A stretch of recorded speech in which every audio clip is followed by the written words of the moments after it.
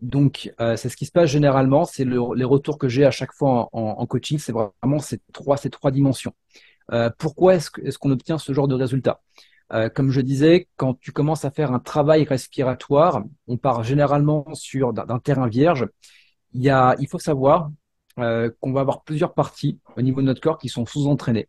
Et donc, la première des choses, on va avoir donc cette tolérance au CO2. Et d'ailleurs, les personnes qui regardent cette vidéo peuvent faire ce test tout simple. On va prendre une inspiration et une expiration par le nez. Je bloque au niveau de l'expiration sans forcément forcer l'expiration. Donc, j'inspire, je laisse expirer normalement et je bloque. Et donc là, on va compter. On va donc lancer le chronomètre. Donc, le but, c'est d'arrêter l'exercice à partir du moment où on va avoir ces premiers signes. Ça va être peut-être une tension au niveau de la gorge, une légère tension au niveau du diaphragme, peut-être l'envie de déglutir ou l'envie de saliver. Donc, le but, c'est de mettre le stop au niveau du chronomètre et de reprendre sa respiration.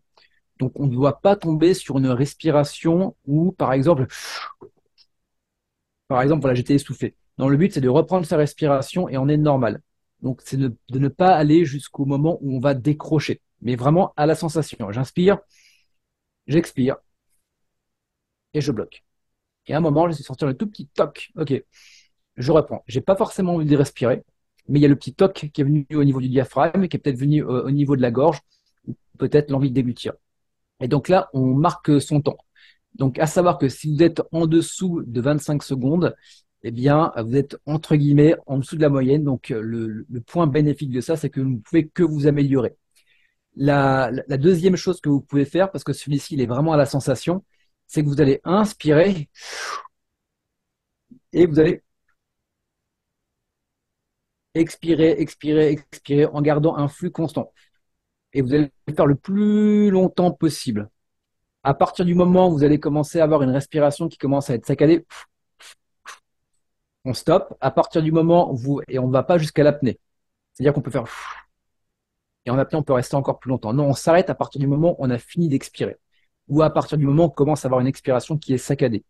Et donc là, pareil, on note le temps. Et donc, le but, ça va être d'être, pareil, au-dessus de 30.